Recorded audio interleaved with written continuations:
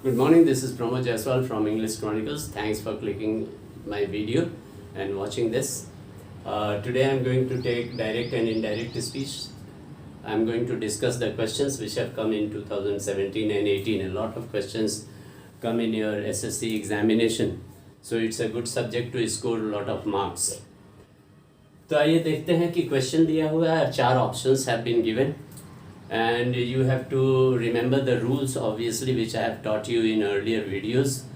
तो रूल्स नहीं जानने से तो प्रॉब्लम थोड़ी होगी ही, लेकिन मैं कोशिश करता हूँ क्योंकि ऑलवेज जितने ऑप्शंस रहते हैं करीब करीब सब बराबर रहते हैं. जो एब्सर्ड ऑप्शंस है उसको पहले हम लोग डिलीट करते हैं, जो कि कुछ हद तक आप लोग जानते हैं.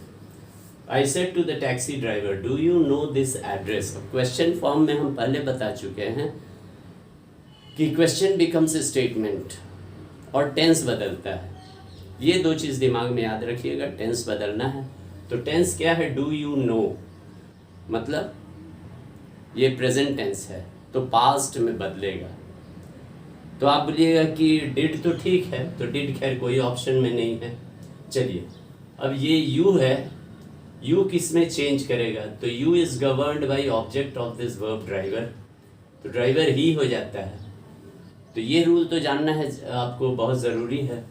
तो यू जितने हैं उसको आप काट दीजिए. ये यू है, ये यू है, तो ये नंबर 1 भी कट गया और नंबर 3 भी कट गया. हाँ, अब आइए एक और, ये बिना रूल, ज़्यादा रूल नहीं जानना है. अब नोज, ही नोज है, तो इफ़ ही नोज, तो नोज प्रेजेंट टेंस है तो ये भी कट गया. तो ये आसान तरीका हुआ. बहुत ज़्यादा आप आंसर को रीड नहीं किए, आप ऐसे अगर 1-2 पॉइंट भी जान रहे हैं तो उससे आप कट ऑफ कर दिए. अब ये चेक किया जाए कि हम लोग राइट है कि नहीं. I asked the taxi driver if कहाँ लगता है? When the answer to the question is yes और नो, तो ये भी करेक्ट है. इफ़ ही न्यू, ये भी करेक्ट है. That address, this changes to that, तो दैट तो सभी में है इसलिए ये ठीक है. अब ये हम बतला दे डू का, कुछ लोग के दिमाग में होगा कि sir do you know question है, डू यू नो, तो डिड क्यों नहीं हुआ? डिड यू नो, कुछ लोग बोल सकते हैं दिमाग में. तो बतलाते हैं did is used in interrogative and negative. तो जैसा कि हम बतलाएं कि question form is changed into statement, और जब स्टेटमेंट हो गया तो डिड, डज और डू ये नहीं यूज होता है. इसलिए पास्ट टेंस में भी बदलना है. न्यू पास्ट टेंस हो गया, इसलिए ये करेक्ट है. आइए अब नेक्स्ट क्वेश्चन देखते हैं. The teacher said to me, draw the chart on the board. अब ये देखिए imperative sentence है. This question is imperative. This question is imperative. अब imperative में क्या होता है? Command, request and advice होता है, और verb is changed to infinitive. Verb is changed to infinitive. Verb का tense नहीं बदलता है. तो आइए देखते हैं कि टू ड्रॉ, तो ड्रॉ का टू ड्रॉ हो जाएगा, तो टू बी ड्राइंग, तो ये रॉन्ग हो गया. तो पहले नंबर 3 को उड़ा दें. अब देखिए इज आस्किंग मी, इधर रिपोर्टिंग वर्ब में चेंज नहीं होता है. इज आस्किंग मी ये इनकरेक्ट है, ये तो फालतू है, तो ज़्यादा इसमें आपको ब्रेन भी नहीं लगा. तो 2 तो ऐसे ही आपको उड़ गया.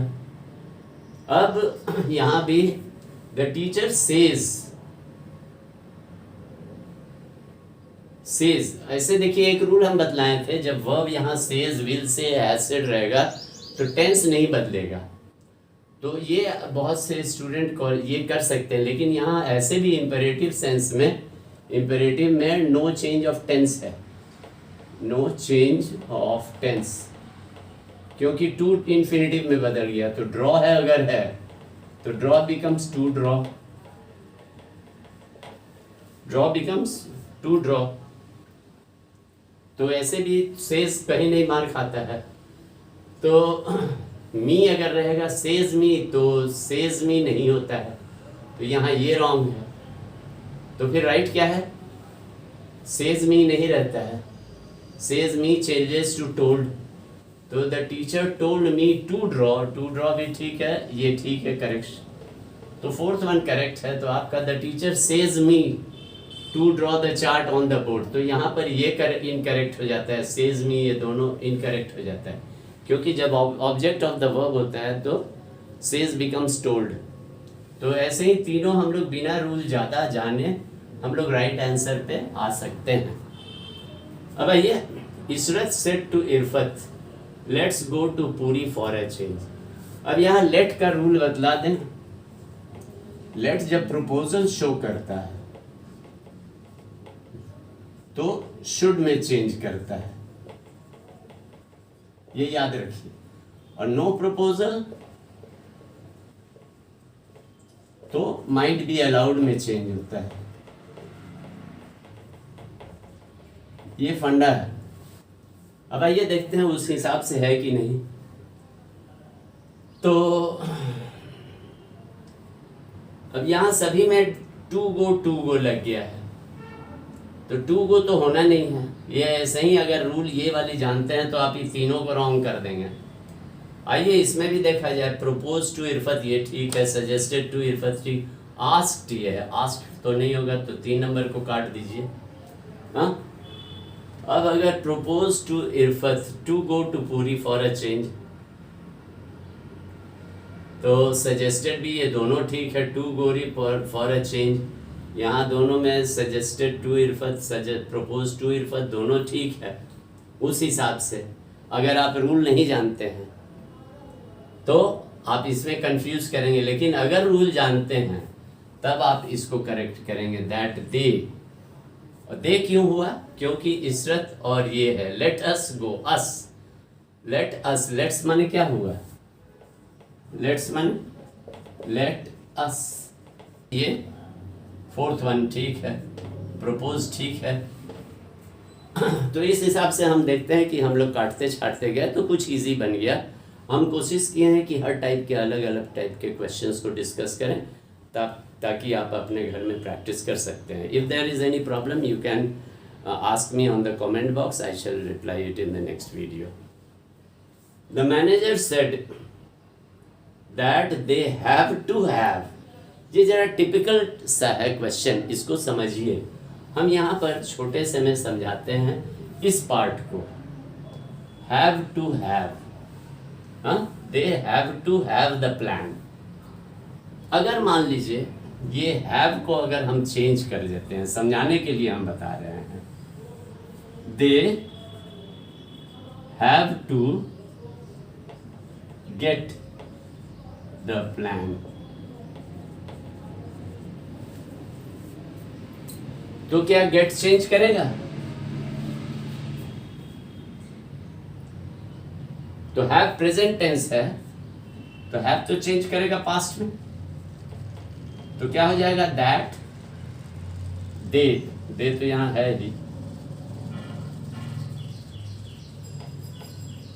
दे हैड हो जाएगा, हैड टू गेट हो जाएगा। फॉलो कर रहे हैं? तो ये चूंकि लेकिन क्वेश्चन जान के ऐसे दिया गया है हैव टू हैव, ताकि हैव आप 2 बार देखकर आप घबरा जाइए। तो सिर्फ आप इसको टू हैव, ये हैव को छोड़ दीजिए, ये हैव को समझिए टू गेट है।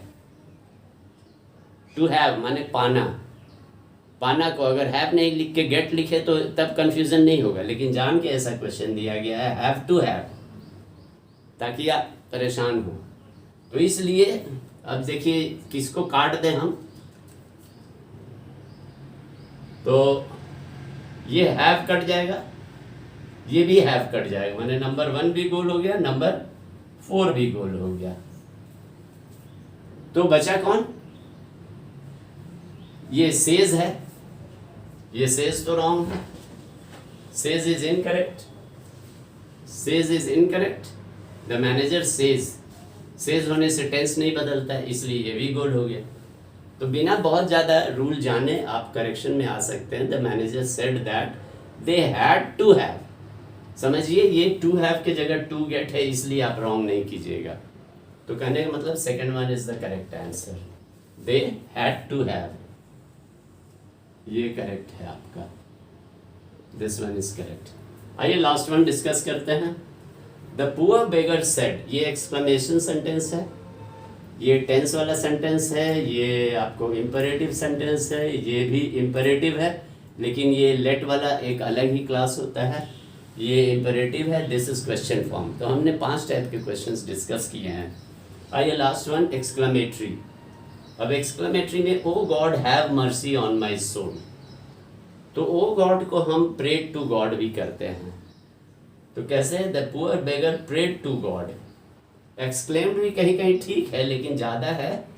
टोल्ड गॉड नहीं होता है, एक्सक्लेम्ड गॉड नहीं होता है, नॉर्मली हम गॉड को प्रे करते हैं।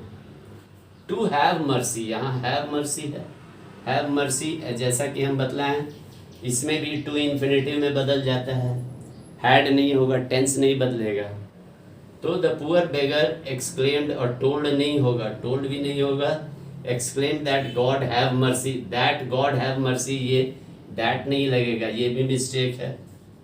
तो नतीजा क्या हुआ? The poor beggar prayed to God to have mercy on his soul, इसको हम करेक्ट कर दिए, टू हैव मर्सी, ये करेक्ट है।